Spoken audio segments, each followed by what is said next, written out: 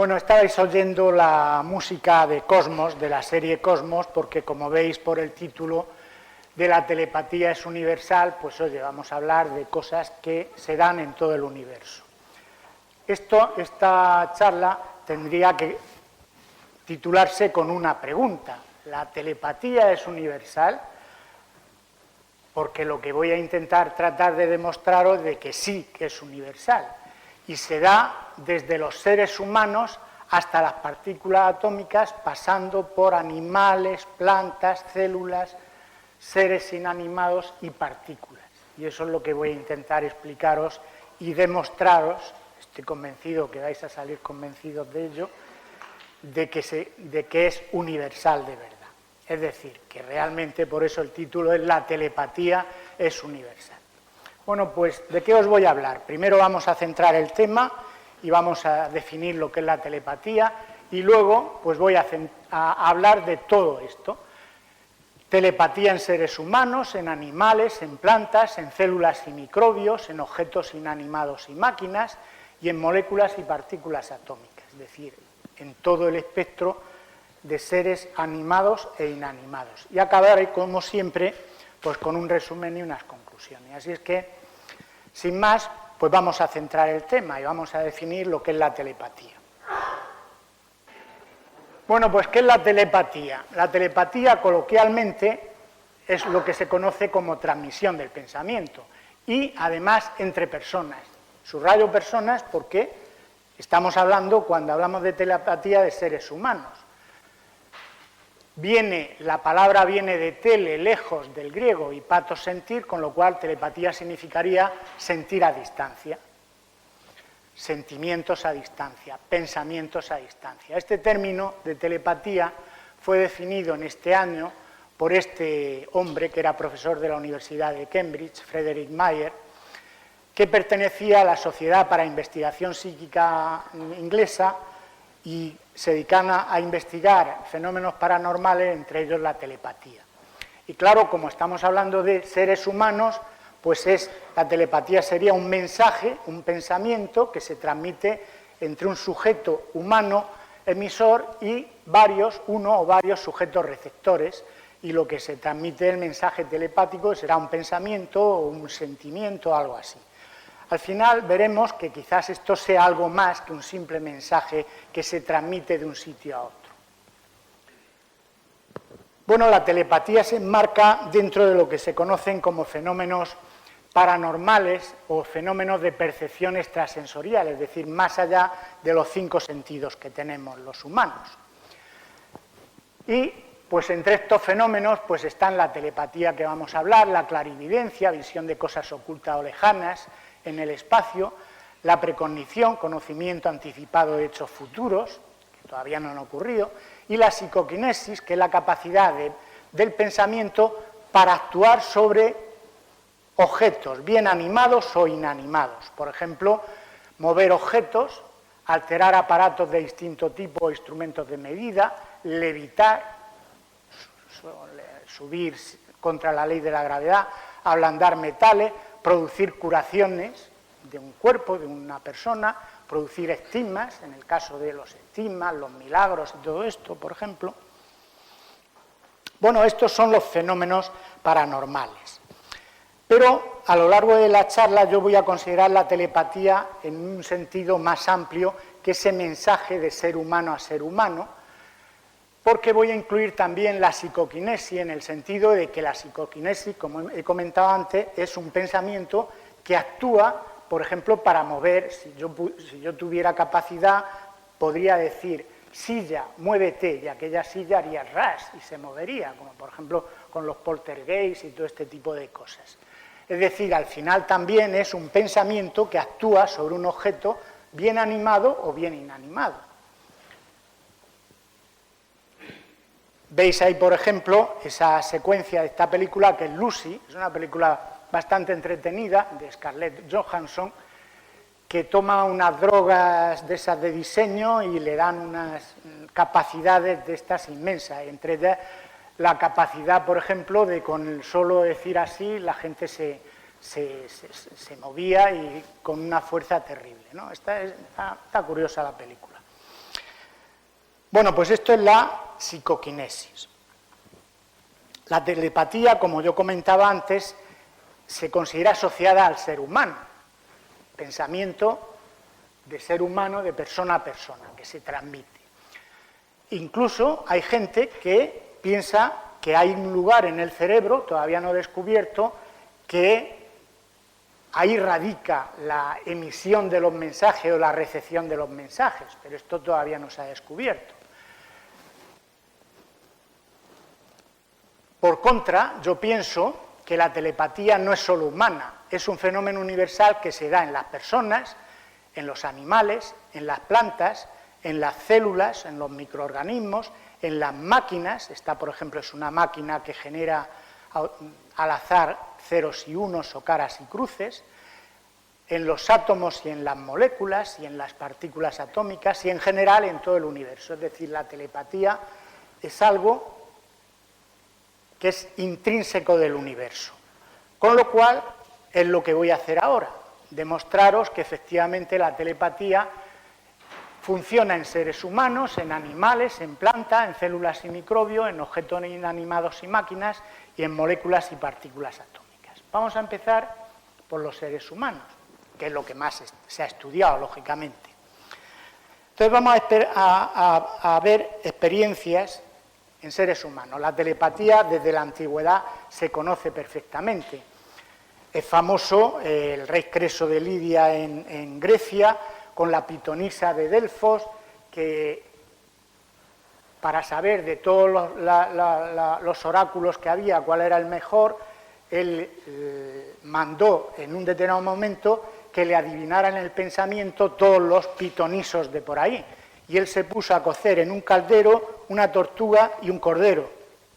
Y los demás, lejanos, cada uno en su sitio, tenían que adivinarlo. Y solo lo adivinó la pitonisa, que fue luego el oráculo de Delfos, ¿no?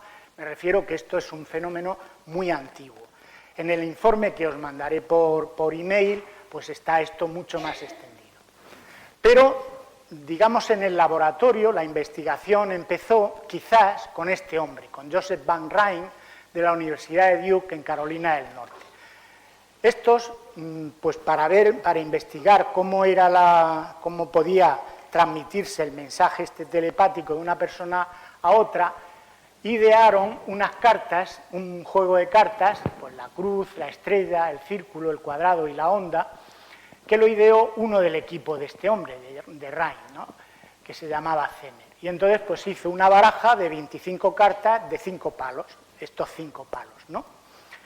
Y entonces lo que hacían era, se ponía una persona con la baraja delante, iba sacando cartas y concentrándose en ellas para transmitírsela a otra persona que estaba en otro sitio. Decía, he sacado una estrella, pues se la transmitía y el otro tenía que apuntar. Ha sacado lo que sea. Bueno, pues las conclusiones a que llegaron, lógicamente, el azar diría que se podía acertar 5 de 25, puesto que hay 5 palos, ¿no? Bueno, el promedio, la conclusión que sacaron después de miles de experimentos, es de 7 aciertos sobre 25, que es más de lo del azar, pero bueno, tampoco exagerado. Pero había personas que se acercaban a acertar las 25 cartas. Estas personas eran extraordinarias y sorprendentes. Se les empezó a llamar dotados psíquicos, porque eran capaces de adivinar el pensamiento, vamos, las cartas que la otra persona iba sacando de la baraja, ¿no? Pero también se comprobó en todos estos experimentos que la actitud creyente o escéptica afectaba al fenómeno.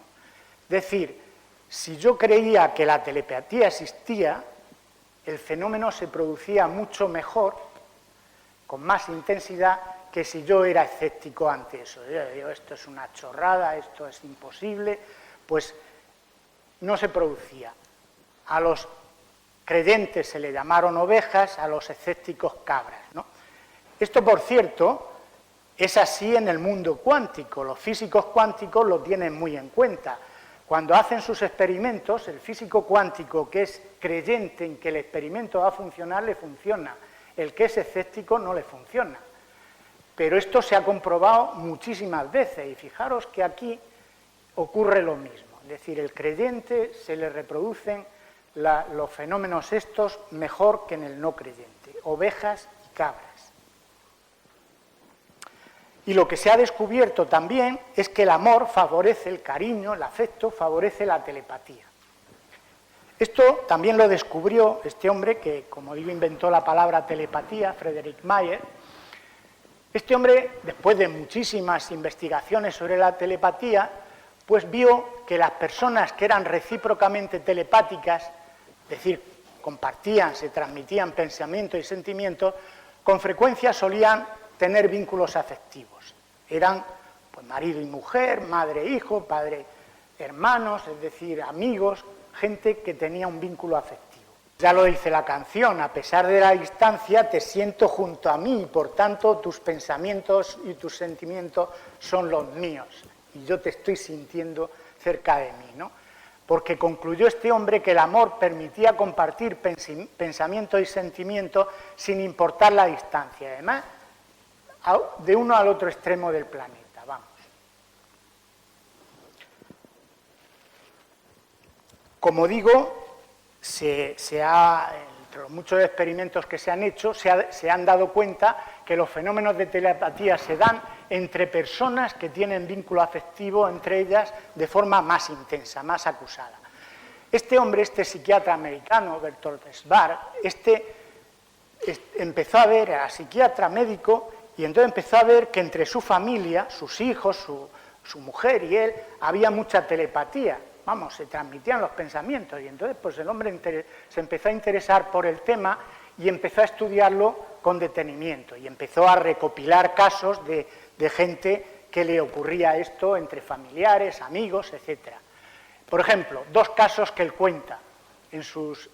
Dice, una madre sintió que su mano derecha se quemaba. Dice, la llamaron del instituto que su hija se había quemado la mano con ácido. Fijaros, madre e hija. La hija siente un dolor y la madre siente ese mismo dolor. Dice, una mujer sintió un dolor intenso en el pecho y dijo, algo le ha sucedido a nuestra hija Nel. Pues 2 horas más tarde le avisaron que su hija había muerto en un accidente de coche y se había clavado el volante en el pecho. Es decir, el vínculo madre-hija, ese afecto, ese cariño, hacía que esto funcionara. Y en este caso, dolorosamente, porque muchas veces más se transmiten los dolores que las alegrías. Este hombre, Hans Berger, que fue el descubridor del electroencefalógrafo, del electroencefalograma, en los años 20, este hombre, cuando era joven, pues cuando tendría 18 o 20 años, se cayó montando a caballo y los caballos estaban en una carrera, lo pisotearon y, bueno, pues lo dejaron destrozado. Sufrió un montón de heridas. Bueno, pues a muchos kilómetros de distancia, su hermana percibió el peligro, él ya sintió que su hermano tenía problemas graves. Y entonces pues le dijo a su padre que vivía con ella, manda un telegrama, estamos hablando de los años 20, a ver qué le ha pasado a mi hermano. Efectivamente se enteraron de que le había atropellado los caballos, lo habían pisoteado y que estaba en el hospital grave. Bueno, pues cuando el hombre se recuperó del hospital y se enteró de lo que había sentido su hermana a distancia, pues se intrigó mucho con el tema y el hombre iba a estudiar astronomía y lo cambió para hacerse médico psiquiatra y empezó a estudiar este fenómeno para ver cómo, de qué sitio del cerebro, puesto que es lo que todo el mundo piensa en la medicina, salía esa energía psíquica que funcionaba a distancia, ese pensamiento, ese sentimiento que se transmite a distancia, ¿no? Por eso este hombre inventó esto, porque se puso a estudiar cómo se transmitía esto, y entonces pues empezó a poner electrodos en el cerebro, a ver cómo la cosa funcionaba, y inventó el electroencefalógrafo, ¿no? Esta niña es un caso reciente, ha salido varias veces en los periódicos y en las noticias de la televisión. Es una niña autista, Nandana, que tiene 9 años y vive en los Emiratos Árabes Unidos, ¿no? Bueno, pues esta chica, que es esta de aquí, puede sentir las emociones y los pensamientos de su madre. Lo que piensa y siente su madre, lo siente la niña. Es autista. Entonces, claro, cuando empezaron a ver esto, pues empezaron a estudiarla y la empezaron a analizar, a ver cómo era esa transmisión de las emociones y los pensamientos de la madre a la niña, ¿no? Bueno, le hicieron muchas pruebas y, por ejemplo, en una le dieron a la madre un poema escrito que leyó mentalmente, tras lo cual la niña lo escribió entero en su computadora portátil, a distancia. Lo que la otra estaba leyendo, la otra lo estaba escribiendo en el ordenador, es decir, le estaba transmitiendo todo lo que estaba, el poema que estaba leyendo, ¿no? En otra prueba le dieron a la madre un número de 6 cifras y la niña lo escribió correctamente, es decir, le hicieron montones de pruebas y la niña adivinaba lo que su madre estaba en ese momento pensando, escribiendo o leyendo. Esto de los autistas está muy en boga ahora en la investigación para el tema de la telepatía. Los autistas, la mayoría no hablan o les cuesta hablar y entonces dicen que desarrollan mucho esta capacidad telepática para ver lo que los demás dicen, ¿no? Esta neuropsiquiatra, que es esta que hay aquí en esta foto, Diane Hannacy Powell, es de la Universidad de Harvard, está investigando esto de la telepatía en autistas, ¿no? Y uno de los casos que está investigando bastantes casos es este niño, este Ramsés Sanguino, que es de origen latino, es este niño de aquí, que empezó a investigarlo en 2016 cuando el niño tenía 5, pues ahora tendrá 7 años, tendrá. Bueno, pues claro, tuvo que hacer, como la transmisión entre el niño y la madre era continua, pues tuvo que hacer cosas especiales para hacer los experimentos. Entonces le puso delante un ordenador a la madre que generaba números al azar. Y entonces la madre los leía, el niño a distancia los escribía. Es decir, le transmitía los números, hicieron un montón de eso y adivinaba casi el 100% de los números que la madre pensaba. Que la madre veía en el ordenador, pensando en ellos, y que salían al azar en el ordenador, no se los inventaba la madre. Bueno, como digo, están investigando mucho a este tipo de niños, ¿no? Bueno, y está el famoso dolor de los gemelos, que supongo que habéis oído hablar de ello. Esa conexión a distancia, que se llama el dolor de los gemelos, por el que uno de los hermanos gemelos, aunque se encuentra a mucha distancia del otro, siente que su hermano está sufriendo algún trauma o dolor, ¿no? Esto también lo estuve investigando, pues me parece que fue en la década de los 70 o por ahí, la Sociedad Española de Parapsicología, con 2 niñas de La Rioja que salió en la prensa que tenían telepatía. Por ejemplo, le ocurrían casos como que a una de las niñas se quemaba con la plancha, le salía un rosetón, y a la otra niña que estaba en la casa de la abuela en otro sitio, le salía el rosetón en el mismo lado. Pues la estuvieron estudiando y que llegasteis a la conclusión de que efectivamente las niñas tenían telepatía entre ellas, ¿no? Bueno, lo de los gemelos ha sido muy investigado. Uno de los grandes investigadores es Guy Lyon Playfair, que escribió un libro en 2003 y lo volvió a reescribir en el 2012, que se titula pues Telepatía entre gemelos, Twin Telepathy. Entonces él saca la conclusión de que un 30% de los gemelos sí que tiene conexión telepática. Y aquí hay un misterio, ¿por qué solo el 30% y no todos? Yo hablé de esto en una charla, ¿por qué no todos? ¿Qué ha habido de especial para que esos gemelos, ese solo el 30% sí que tengan y otros no? Hay un cariño especial entre ellos, que es lo que hace incrementar el vínculo telepático, pues es un misterio. Esto es lo que se conoce como el dolor de los gemelos. Desde luego, lo que parece claro es que el amor es algo fundamental, es algo que está dentro del universo y que permite conectar al menos a todos los seres vivos, a los seres vivos. Es más, sin él quizás no podría haber existido la vida en nuestro planeta, al menos. Recordáis que hace 2 décadas o por ahí estaba la teoría del gen egoísta, de que la evolución del humano había sido porque somos unos egoístas y nos quitamos a los demás para sobrevivir y todo esto.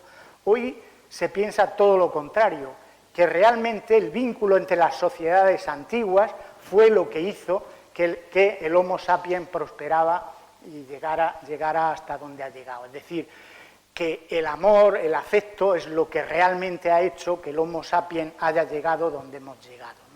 es lo que ahora piensan, ¿no? Bueno, también lo piensan la mayoría de las religiones, que el amor es lo más importante que hay en la vida, ¿no? Parece claro, y eso lo tenemos todos metidos aquí, que el querer y el que te quieran es lo que todas las personas buscamos de forma insistente para conseguir nuestra felicidad. Si no tenemos quien nos quiera o no queremos a alguien, en general somos infelices o somos ya una gente muy rara, muy rara, muy rara.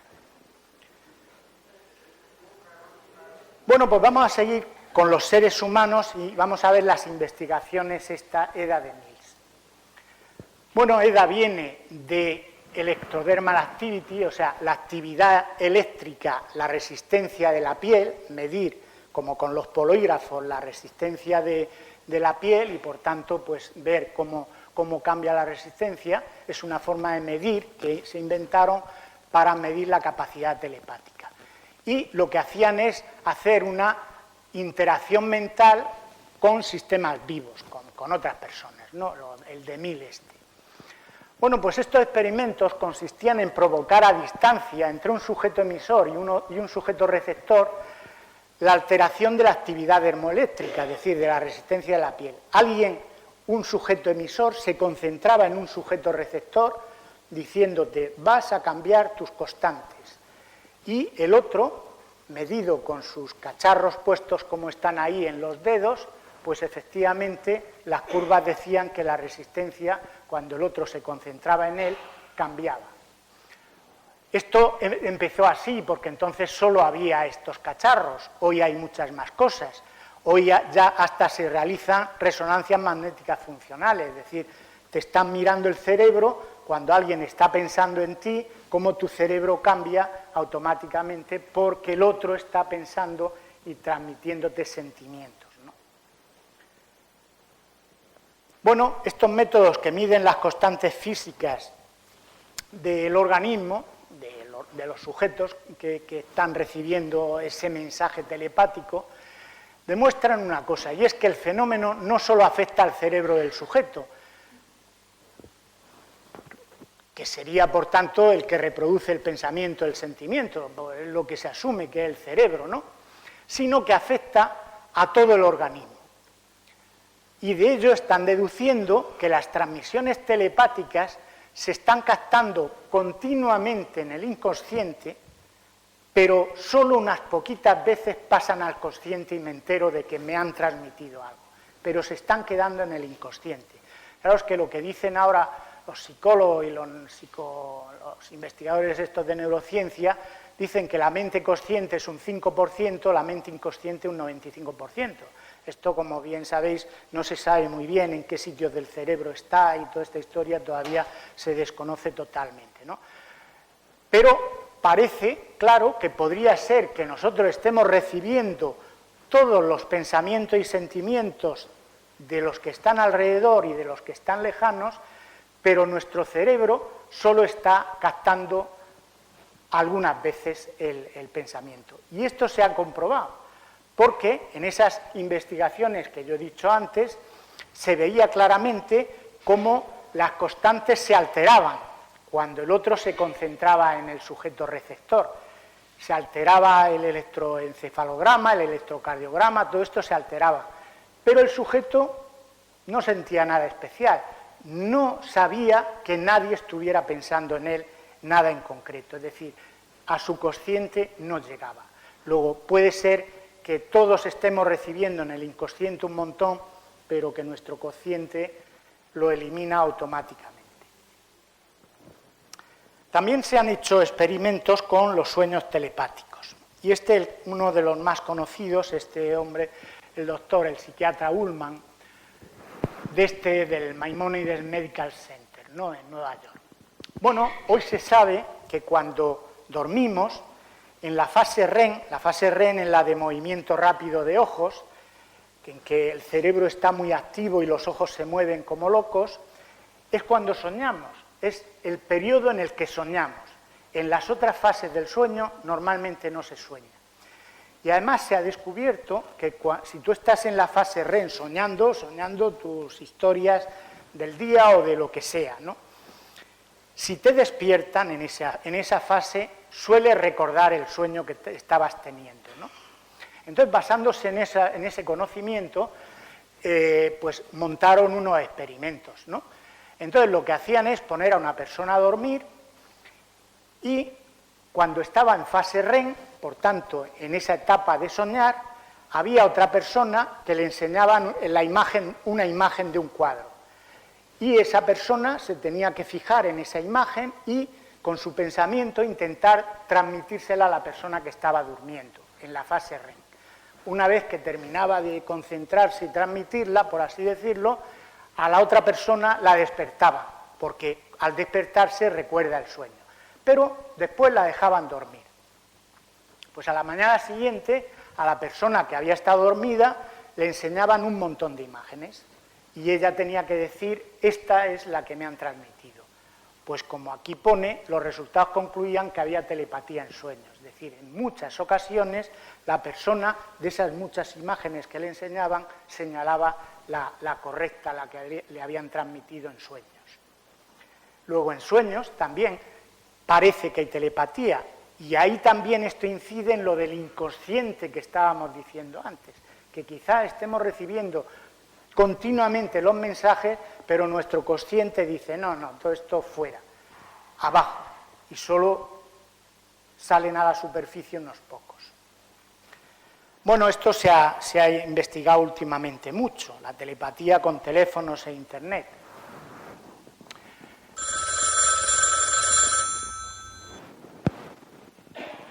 Bueno, mucha gente... Seguro que a bastantes de vosotros os ha pasado que al estar pensando en una persona en particular, el teléfono suena y es esa persona la que llama.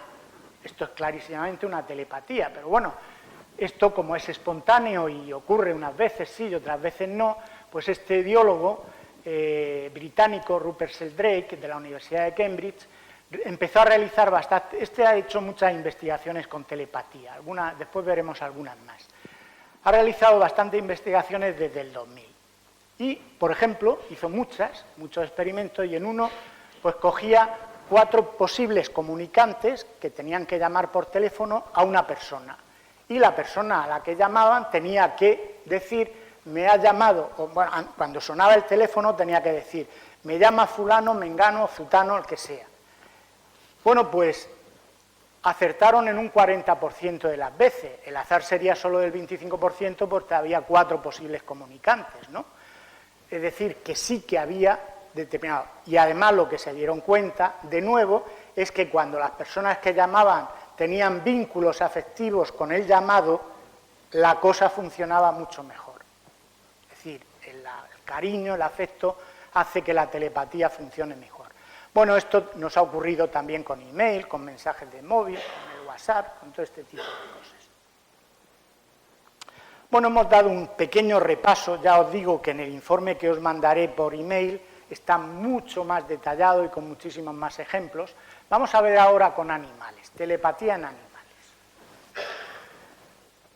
Animales que parecen saber cuándo sus amos están camino de vuelta a casa o cuándo llaman por teléfono.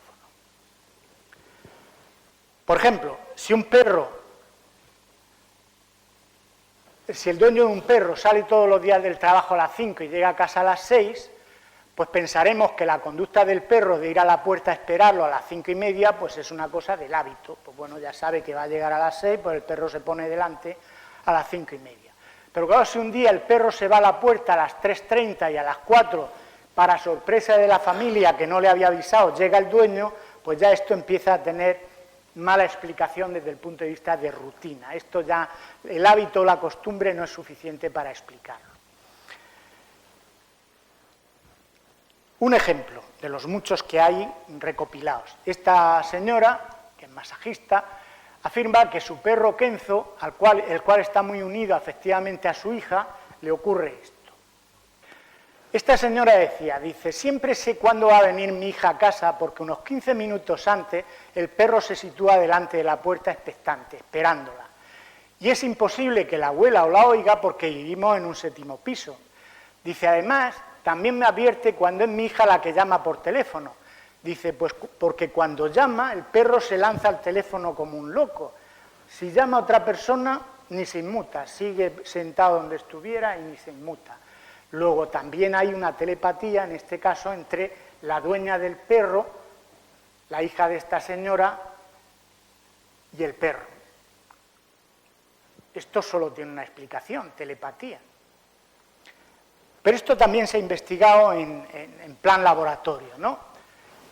Esta investigación es un ejemplo de este perro llamado JT, que vivía en Inglaterra con su ama, que era una chica, Pamela Smart, que es estas que están aquí, esta chica y este es el perro. Bueno, cuando ella se iba a trabajar, el perro se quedaba en casa de sus padres. Y, bueno, pues el perro normalmente se sentaba cerca de la madre, de la chica, y allí pues estaba todo el día, o siguiéndola para un sitio o para otro. Bueno, el perro, lógicamente, pues estaba muy encariñado con la chica, con Pamela. Y parece que sabía cuándo iniciaba el camino de vuelta a casa, incluso cuando volvía a horas no habituales, porque cuando llegaba esa hora se ponía delante de la puerta a esperarla. Incluso en épocas que ella perdió el empleo y que entraba y salía a unas horas muy raras, el perro automáticamente un rato antes, ¡pum!, se ponía en la puerta a esperarla antes de que llegara. Y este mismo biólogo que comentaba antes, Rupert Sheldrake, hizo una investigación con ayuda de la radiotelevisión austriaca. Entonces, lo que hicieron fue filmar al perro en la casa de la madre de la chica y a la chica que estaba en una ciudad junto con un acompañante que iban por la ciudad y de pronto, ya al azar, le decía: oye, volvamos a casa. Y entonces iban filmando al perro por un lado y a la chica por otro. Fijaros un trozo del vídeo del ese. El perro está a los pies de la madre, la chica está platicando con la asistenta del experimento, hasta que en un determinado momento dice: venga, vamos a volver. Fijaros la hora, fijaros lo que hace el perro. La hora, 14:50, y fijaros cómo el perro se va directo a la puerta y allí se sienta a esperar a la chica. Y esto lo hicieron repetidas veces y el perro, cada vez que le decían a la chica vuelve a casa, se ponía en la puerta. Telepatía pura. Esta investigadora de los chimpancés, conocéis la famosa Jane Goodall, esta decía que una hembra de chimpancé que había estado especialmente unido a ella, es decir, le tenía un cariño especial, pues siempre aparecía en el campamento de Kenia un día antes de su llegada. Es decir, la chimpancé que estaba por ahí por el bosque, un día antes de que llegara la investigadora, se plantaba en el campamento. Y ella no tenía ninguna pauta para sus viajes de vuelta, pero se ve que la chimpancé sabía cuándo iba a volver la investigadora al campamento y la esperaba para cuando volviera, cuando llegara. Otros casos, animales que encuentran a sus dueños a grandes distancias. De esto hay montones de casos. Voy a poner 3. Este perro Bobby se perdió en Indiana durante un viaje de vacaciones y volvió a la casa de sus dueños en Oregón tras recorrer más de 3.500 kilómetros en 3 meses, cruzando media América y llegó a la casa de sus dueños. ¿Cómo se orientó? Esto del olfato no tiene sentido ninguno. 3.500 kilómetros olfateando no tiene ningún sentido. Atravesando autopistas, ríos, de todo. Esto es telepatía. Es decir, de alguna forma el perro estaba conectado y le guiaba para ir a la casa de su dueño. Este otro caso, que ocurrió aquí en España y que salió en los periódicos, este perro Janus se perdió y acabó en la perrera de Leganés. A sus dueños que iban por allí, pues se escapó y en la perrera de Leganés acabó el pobre perro. Bueno, pues se escapó de la perrera y en 3 meses después apareció en la puerta de los dueños que vivían en la puerta de Toledo, aquí en Madrid, ¿no? Cruzó la M30, cruzó la M40, cruzó todo. Por el olfato, esto es imposible. Tenía que haber una conexión que le guiaba a la casa de sus dueños. Pero es que ya es la repera, ¿no? Este chico, el dueño de este perro, de Prince, fue destinado a Francia en la Primera Guerra Mundial como soldado, ¿no? y estaba en Francia, pues en las trincheras, luchando. El perro desapareció de su casa, que vivían cerca de Londres, y reapareció en Armentières, en Francia, donde el chico estaba en la trinchera y lo encontró en la trinchera. ¿Esto qué explicación tiene? Olfato tuvo que cruzar en algún barco el Canal de la Mancha, es decir, esto es de locos. Pues esto es telepatía y no tiene otra explicación. Una conexión entre el perro y el dueño. Bueno, una paloma, esto se da en las mascotas muy continuamente. Una paloma apareció en el patio de la casa de un chico de 12 años que vivía en esta localidad de Virginia Oeste, en Norteamérica. Bueno, la alimentó, estaba la paloma regular, la convirtió en su animal de compañía.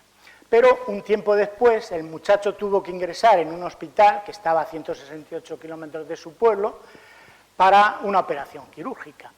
Y la paloma pues se quedó en su casa en el pueblo.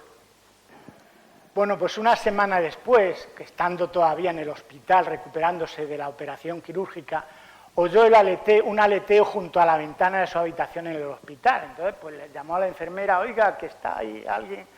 Entonces la enfermera abrió la ventana y la paloma entró como directa a la cama del chico, que la reconoció porque él le había puesto un número anillado en su pata, el 167. ¿Cómo la paloma pudo volar a aquel sitio que no había ido nunca, saber en qué habitación estaba el chico para colocarse en el quicio de la ventana? Pues esto no tiene otra explicación más que el vínculo telepático y el cariño que se tenía.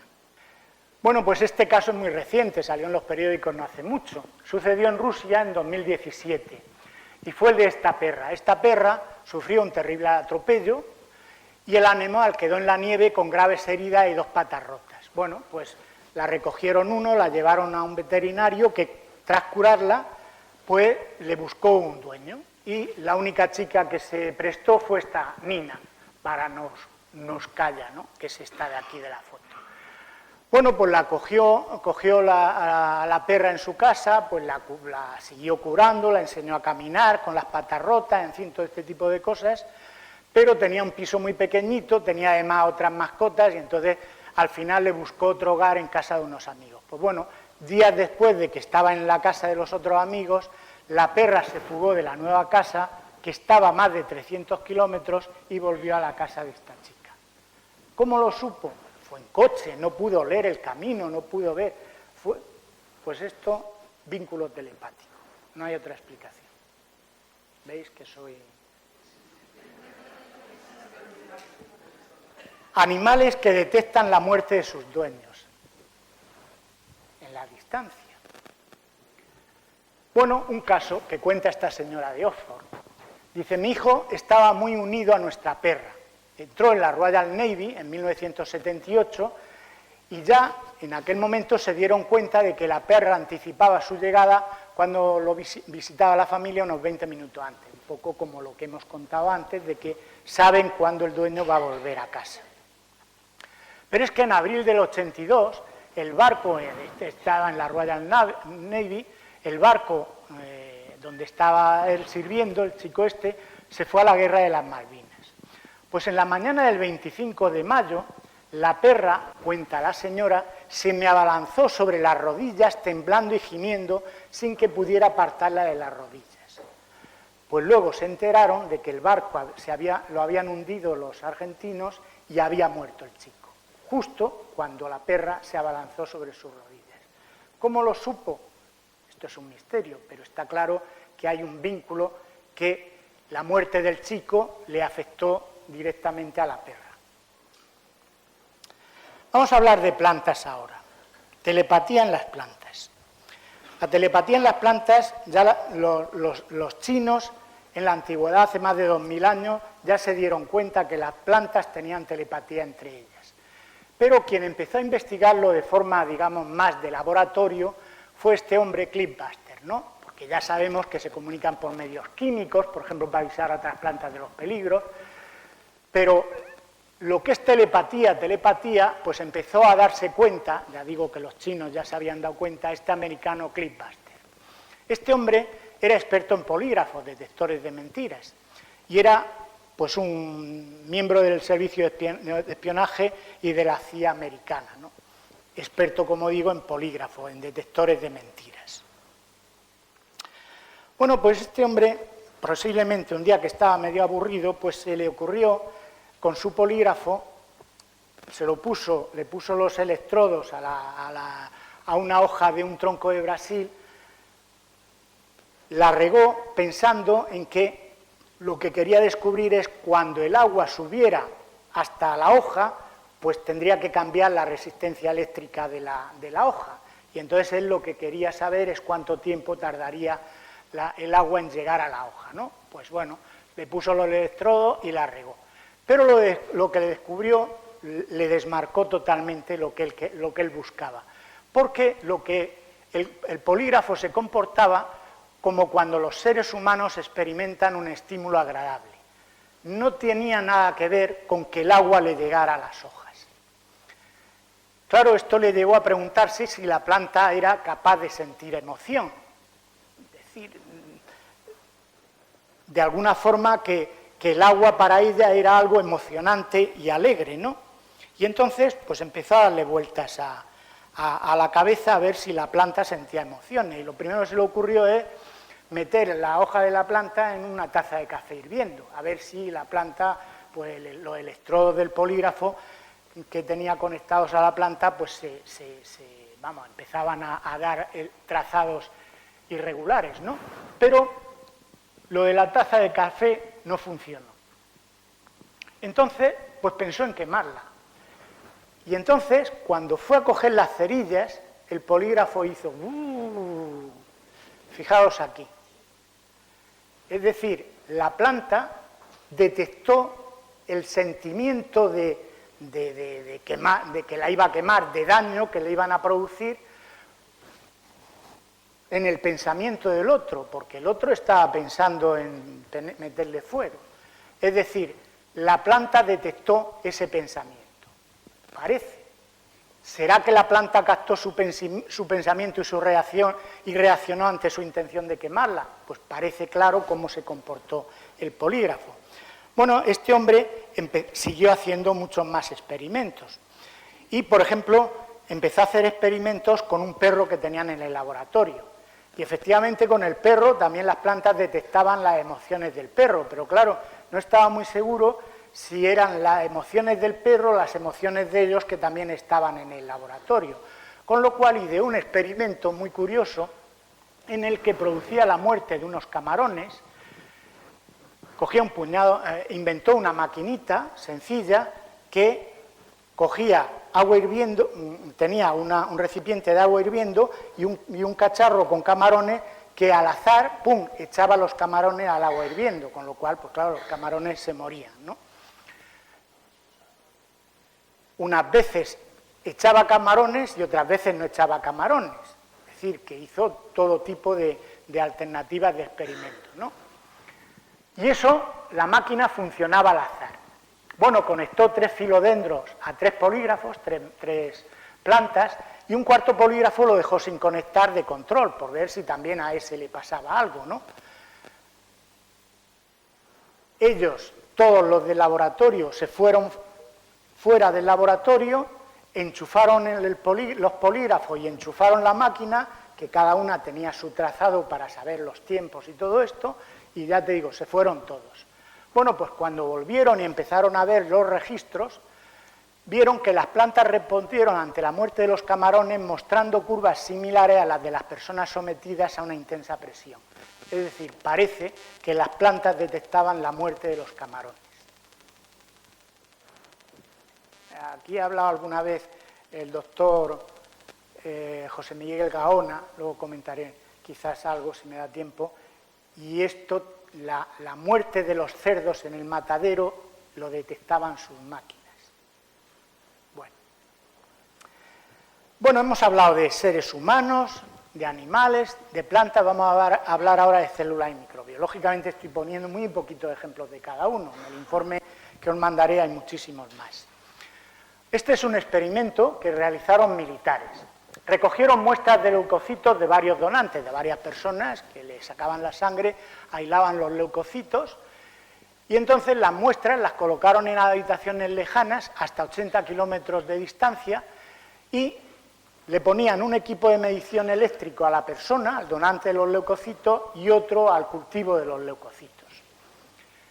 Bueno, pues al donante, a la persona que le había dado esos leucocitos, le ponían delante una pantalla y le proyectaban videoclips, unos muy alegres o muy cariñosos y otros horribles y terroríficos, ¿no? Con lo cual, pues el que estaba pendiente de aquello, pues tenía pues estímulos pues agradables o muy desagradables, ¿no?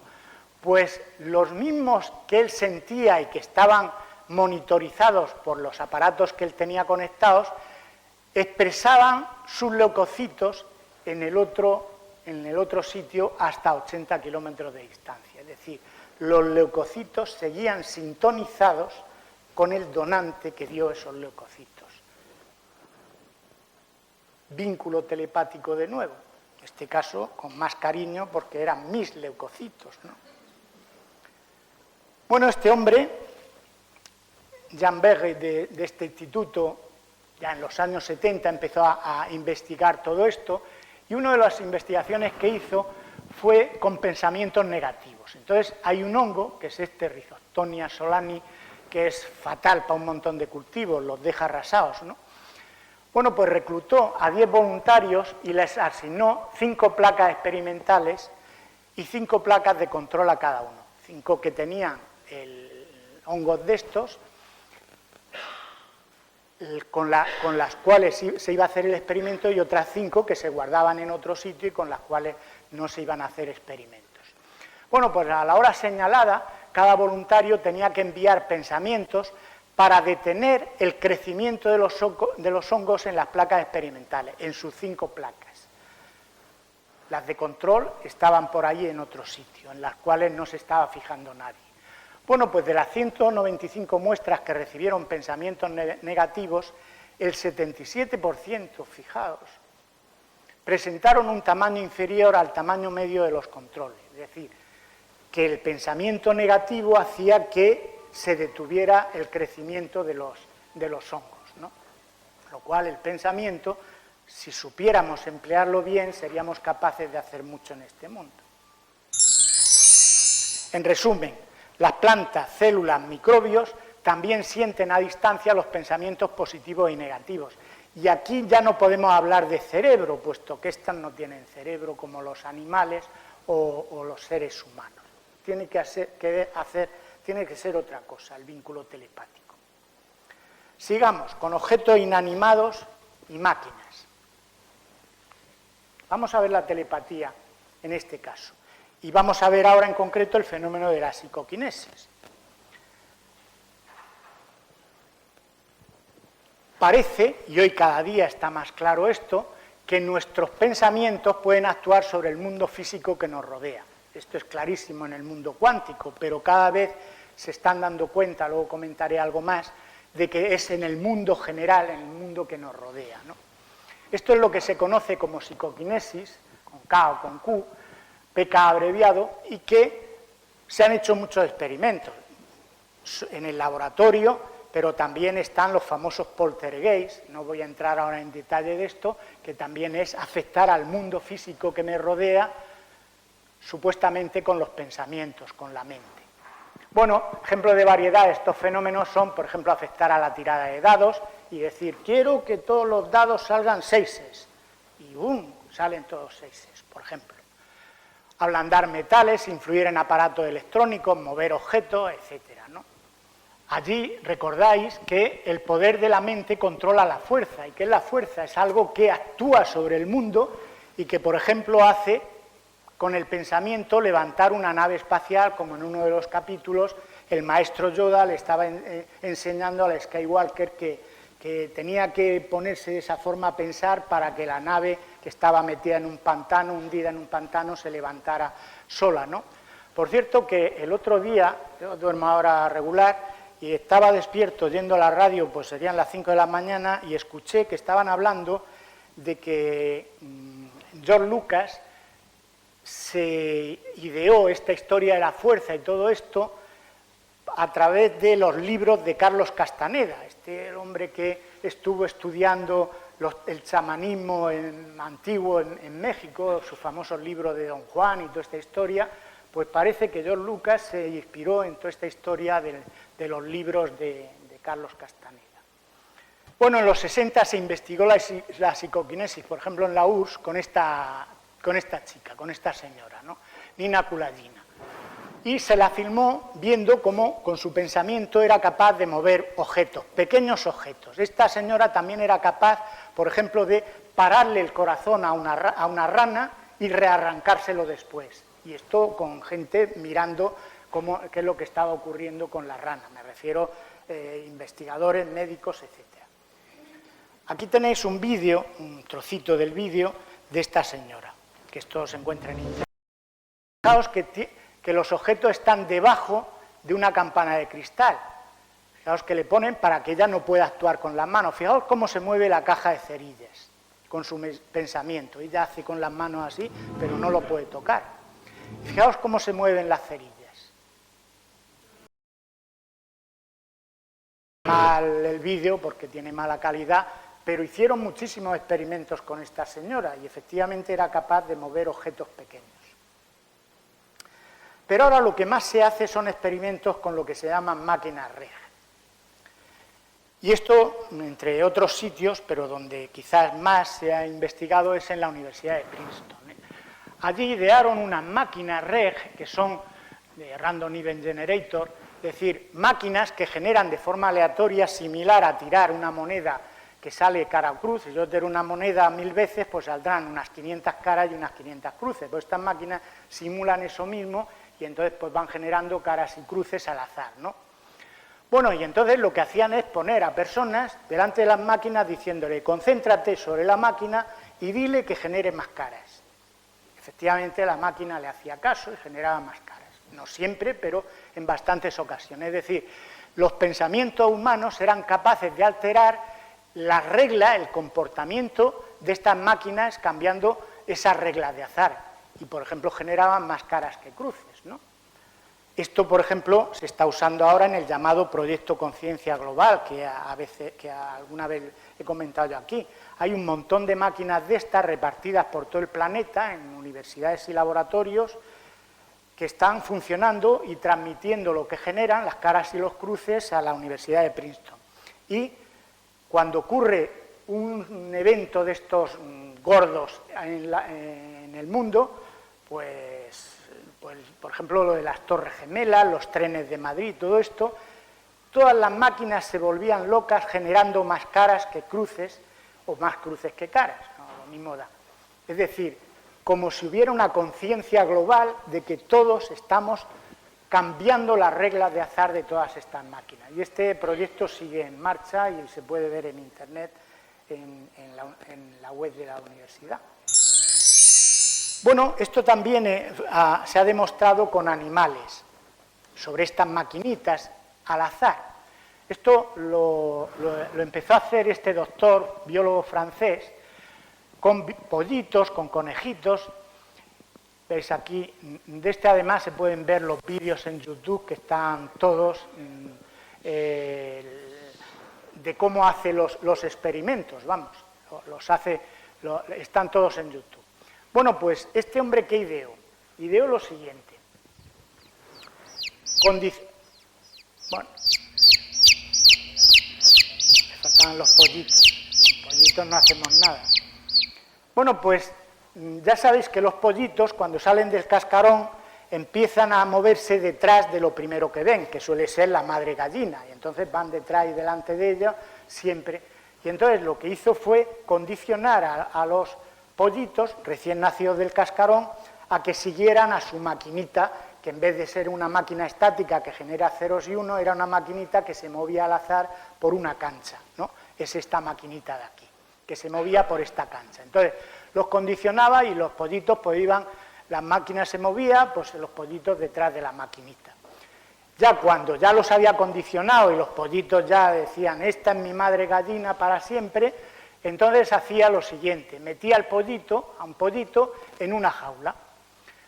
Bueno, si en la jaula no había pollito, ¿cómo se movía esta maquinita por toda esta cancha? Así, al azar.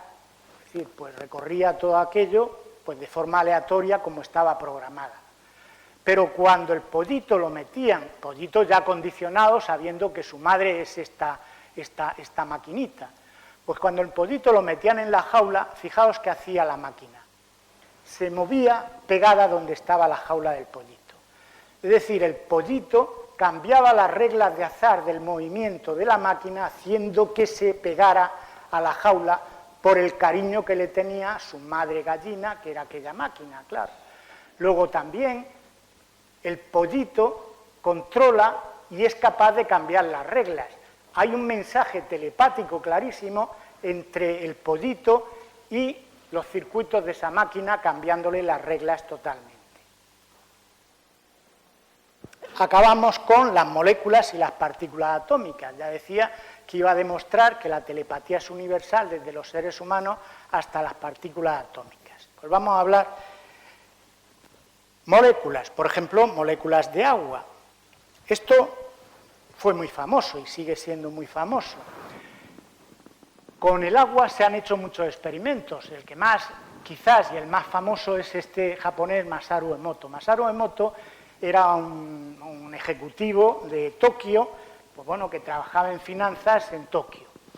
Y empezó el hombre a tener dolores de piernas. Y bueno, pues iba al médico, le daban cosas, no se le quitaban. Y volvía, no le daban cosas, no se le quitaban. Y ya un día escuchó a un compañero que le dijo, oye, ¿por qué no vas a una fuente que hay en no sé dónde, en Japón, que dicen que el agua es milagrosa y que cura las enfermedades? Pues el hombre, como ya estaba harto de ir a los médicos y que no le quitaban el dolor de las piernas, pues se fue a la fuente. Bebió del agua, se trajo agua, estuvo bebiendo y efectivamente el dolor desapareció. Claro, el hombre pues se quedó sorprendido diciendo, ¿esto de qué va? Era un ejecutivo de finanzas, esto le traía al pairo, desde luego. Pero, claro, lo intrigó y entonces empezó a pensar cómo investigar el agua. Y lo que hizo fue congelar gotas de agua y examinar cómo quedaban los cristales con un microscopio, para ver cómo cristalizaba el agua. Y cogió agua de muchas fuentes, de charcos, de fuentes, del grifo, de un montón de sitios. E iba viendo qué tipo de cristales. Y, bueno, hizo montones de fotos que las podéis encontrar en Internet a miles. Escribió varios libros que tienen unas fotos impresionantes, ¿no? Bueno, pues a través de numerosos experimentos, como digo, demostró, supuestamente, claro, que los sentimientos y las emociones humanas pueden alterar la estructura molecular del agua, modificando, al congelarse, su forma de cristalizar. Y fijaros lo que llegó a descubrir. Como digo, realizó muchísimos experimentos, pero cuando se concentraba alguien en el agua y le mandaba sentimientos de amor, te quiero, te cuidaré, es decir, cosas cariñosas, el agua cristalizaba así, cristales bellísimos, impresionantes. Pero si yo al agua le decía antes de congelarla, te voy a matar, te odio, te voy a destrozar, esto es lo que se convertía el agua, no cristalizaba de ninguna forma. Y esto hay vídeos en YouTube que podéis encontrar con cómo hacía los experimentos este hombre. Es decir, los sentimientos de amor hacían que cristalizara el agua de maravilla, los de odio, que no, aquello se distorsionara, se desequilibrara totalmente. Y recordad, nuestro cuerpo, el 70% es agua. Con lo cual, si nos maldicen, si nos odian, estamos jodidos, sin perdonar la expresión, porque nuestra agua se desestructura totalmente. No vamos a poder congelarla para verlo, pero está claro que se ha desestructurado y por tanto nos empiezan las enfermedades, los problemas, los dolores y va todo pues a la porra. Bueno, pues vamos a ver en partículas atómicas. La telepatía en partículas atómicas. Bueno, este es el fenómeno del entrelazamiento cuántico, que se llama también el de la no localidad. Es un fenómeno muy conocido en el mundo de la física cuántica, que además de todos los extraños comportamientos de las partículas atómicas es uno de los más enigmáticos. O sea, ya la física cuántica, el comportamiento de las partículas atómicas es algo que tiene a todo el mundo de la física sorprendido. No tienen ni idea de cómo pueden tener ese comportamiento tan extraño. Pero este es de esta forma. Cuando dos partículas interactúan, es decir, hay, por ejemplo, un fotón o un electrón interactúa con este, o salen de la misma fuente, del mismo átomo o de la misma fuente. Es decir, como hermanitos gemelos. Están interactuando. Se separan, una puede ir al extremo del universo y la otra va al otro extremo. Si yo afecto a esta de aquí, la otra se entera instantáneamente de que yo he afectado y cambia su comportamiento, en línea con la otra. Esto tiene intrigados a todos y está más que comprobado. Lo han hecho montones de veces estos experimentos y además la conexión es instantánea prácticamente, lo cual supera, por tanto, esa barrera de la velocidad de la luz de los 300.000 kilómetros por segundo. Einstein decía que esto era como acción fantasmal a distancia, porque no podía entender cómo esto se podía producir. Pero, desde luego, parece que estas partículas se comunican de algún modo y que una conoce lo que le sucede a la otra. Es decir, en cuanto se juntan, en cuanto se tocan, en cuanto se quieren, vamos a hablarlo en palabras, en cuanto una se va a un sitio y otra se va a otro, siguen vinculadas afectivamente y telepáticamente. Pero es que esto de las partículas atómicas, los fotones, los electrones, los protones, ya se ha demostrado que se produce entre átomos y entre moléculas. Es decir, en cuanto dos moléculas se tocan, automáticamente quedan entrelazadas y, por tanto, lo que le sucede a una, le sucede a la otra.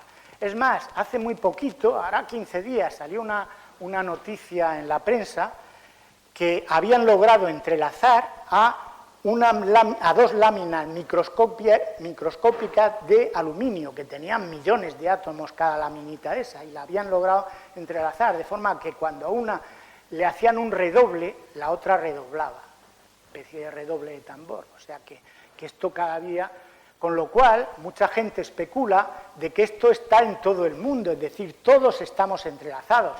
Y si ya nos vamos a pensar que la teoría del Big Bang es cierta y que todo el universo estaba en un punto hace 13.800 millones de años, todas las partículas estaban juntas, todas estaban tocando, supuestamente. Con lo cual, cuando se expandió, siguen en contacto, seguiremos todas nuestras partículas en contacto. Pues es una especulación que la hay en el mundo de la ciencia. Desde luego, el entrelazamiento cuántico se asemeja al concepto que tenemos del amor en las personas. Sería como una especie de protoamor, lo más básico, dos partículas que se conocen y se quieren. Y a partir de ahí ya quedan enlazadas unas con otras, ¿no? Entonces yo de aquí deduzco una cosa. Quizás el amor, que parece funcionar a todas las escalas del universo, desde los seres humanos a las partículas atómicas, como ahora comentaba, podría estar utilizando el entrelazamiento cuántico para producir la telepatía a todos los niveles. Me refiero no solo a los niveles de partículas, sino a todos los niveles, incluidos seres humanos. Bueno, pues hemos hecho un repaso de todos los hechos y experiencias de telepatía, desde los seres humanos hasta las moléculas y partículas atómicas. Vamos a acabar. Clarísimo. La telepatía es un fenómeno universal que se produce en todo tipo de seres vivos y de seres inanimados, incluso en partículas atómicas. Personas, animales, plantas, células, bacterias, máquinas. Esta es la máquina, por ejemplo, que utiliza el doctor José Miguel Gaona y que va con ella, es la que genera ceros y unos, caras y cruces, ¿no? Y entonces ha hecho muchas experiencias con esta maquinita. Se ha metido en conventos cuando rezaban las monjas y las maquinitas se desplazan. Se meten mataderos de cerdo y las maquinitas se desplazan. Es decir, que hay por ahí un mundo a descubrir impresionante. Bueno, pues la telepatía está claro que ocurre a todos los niveles.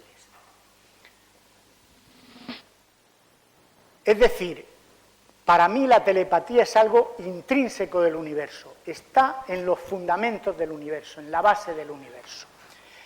Y ya que hablamos del universo, pues hay toda una historia alrededor del universo, que es lo del vacío cuántico, campo de punto cero. Hoy se sabe que el vacío del universo no está vacío, sino que está lleno de un mar de energía misterioso y superdenso, que son un montón de partículas que aparecen y desaparecen continuamente en instantes, vamos, en muchas millonésimas de segundo,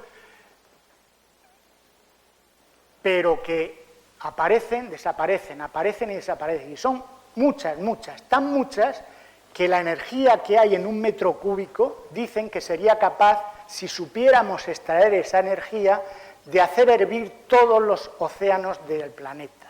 O sea que fijaros, si se lograra descubrir cómo extraer esa energía, se había acabado totalmente el problema de la energía en nuestro planeta, ¿no? Bueno, pues esta energía se denomina vacío cuántico o campo de punto cero. Por cierto, se llama campo de punto cero porque esa energía sigue activa, las energías, conforme vamos bajando la temperatura, van disminuyendo. Pero esta no, esta pues, subsiste aún en el cero absoluto, en el menos 273 grados centígrados, ¿no? Por eso se llama campo de punto cero o zero point field en inglés, ¿no? Entonces, como digo, esta energía está en el vacío, lo llena todo. Pero ¿podría ser, aparte de energía, la responsable de la telepatía? Es decir, que aparte de energía también se almacenara ahí información. De esto hay muchas teorías, por ejemplo la teoría del universo holográfico, de la memoria holográfica del universo, y son teorías que hay mucha gente investigando en ellas, me refiero físicos. Bueno, esta teoría empezó a plantearla, entre otros, Erwin Laszlo, que es presidente del Club de Budapest. El Club de Budapest, en paralelo con el Club de Roma es el económico y este es el social, por así decirlo, que la humanidad socialmente prospere, ¿no? Bueno, pues este Erwin Laszlo inventó una teoría basada en esto, que es la teoría del zero point field y el campo acásico, ese famoso campo que las antiguas religiones y tradiciones dicen que almacena toda la memoria del universo, ¿no? Campo acásico, que unas veces se dice.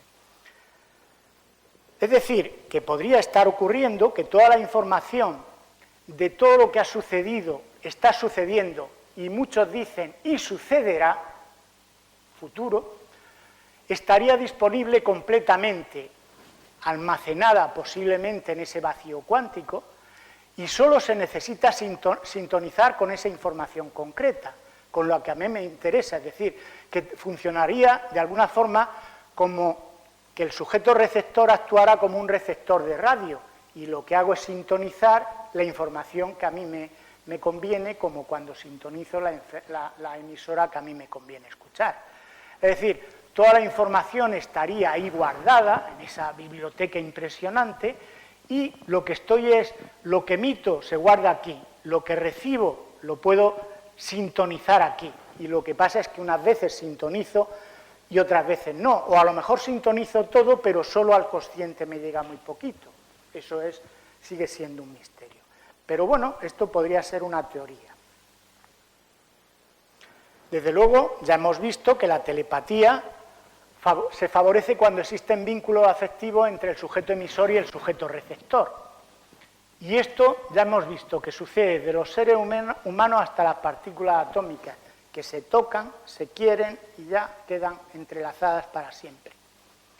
Estamos conectados con las personas, animales y en general con todos los seres vivos a los que tenemos afecto, aunque estemos muy lejos de ellos. E incluso lo estamos con objetos como, por ejemplo, nuestra casa, nuestros objetos. No voy a meterme en el berenjenal, pero acordaos del objeto psicométrico, de esos videntes que cuando tocan un pañuelo de una persona son capaces de adivinar un montón de información de la persona. Pues la información está en algún sitio. Es decir, el amor, vuelvo a insistir, parece que es la fuerza que mueve el mundo. Conecta todo. ¿Y estaremos conectados también con los espíritus? porque esta podría ser otra alternativa. Ya sabéis que están las teorías de que estaríamos compuestos de un cuerpo físico material y de otro cuerpo de naturaleza espiritual, y ambos estarían integrados e interconectados. El espiritual sobreviviría a la muerte del físico, y esto es lo que defienden la mayoría de religiones, que tenemos espíritu y cuerpo físico. Es decir, en definitiva, que habría como un mundo físico y un mundo espiritual coexistiendo e interaccionando entre ellos. Este mundo espiritual, que podría estar hecho de otro tipo de materia o energía diferente a la del mundo físico y por tanto tener otras leyes muy diferentes y por tanto poder actuar con leyes diferentes sobre el mundo físico material que nos rodea, podría estar interaccionando con el mundo físico y causar todos estos fenómenos de la telepatía y de la psicoquinesis. Ya sabéis que alguna vez yo he comentado que a lo mejor ese 96% de materia oscura y energía oscura que se desconoce de nuestro universo, totalmente desconocida, es un misterio, a lo mejor podría ser ese mundo espiritual, pero esto es mucho especular, claro.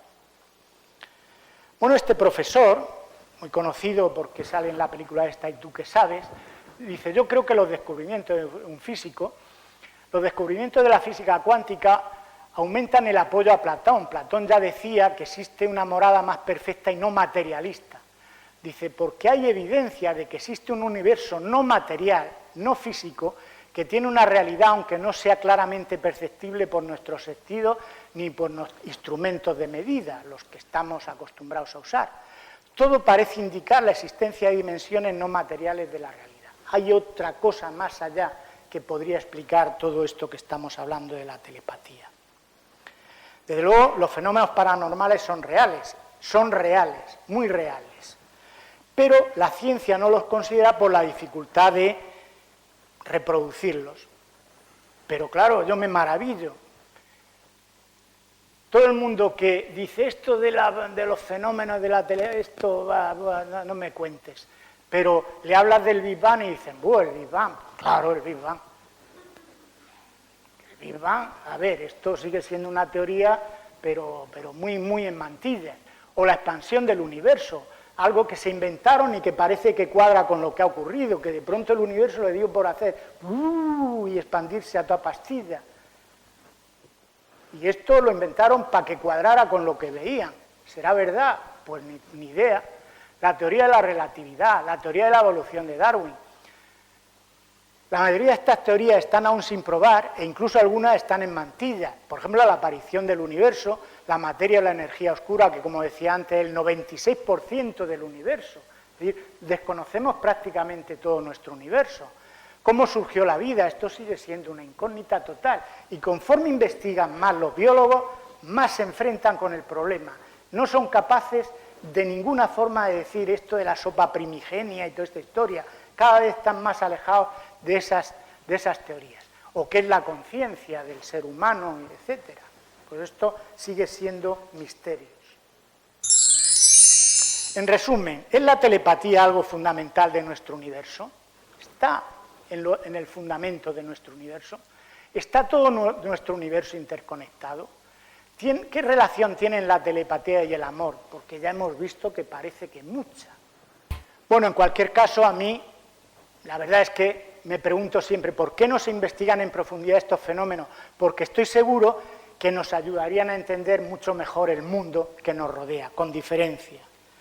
Y esto ya lo decía Nikola Tesla, ahora muy renacido y considerado como uno de los grandes genios del mundo, ¿no? Pues este decía, el día que la ciencia comience a estudiar los fenómenos no físicos, no materiales, que es lo que se dedica ahora, avanzará más en una sola década que en todos los siglos anteriores de su existencia. Un genio inventó la corriente alterna, la radio, un montón de cosas que hoy tenemos delante de nosotros sin darle importancia, ¿no? Bueno, finalmente, espero que a los creyentes, a las ovejas que comentaba al principio, los creyentes en el fenómeno de la telepatía les haya ayudado a sentar y confirmar su creencia en la telepatía, en este fenómeno. Y que a los escépticos, estos que dicen, no me cuentes historias, les ayude al menos a replantearse su escepticismo y que esa duda empiece a corroerles y empiecen a estudiar esto y se conviertan de cabras en ovejas. Pues eso, con esta me despido.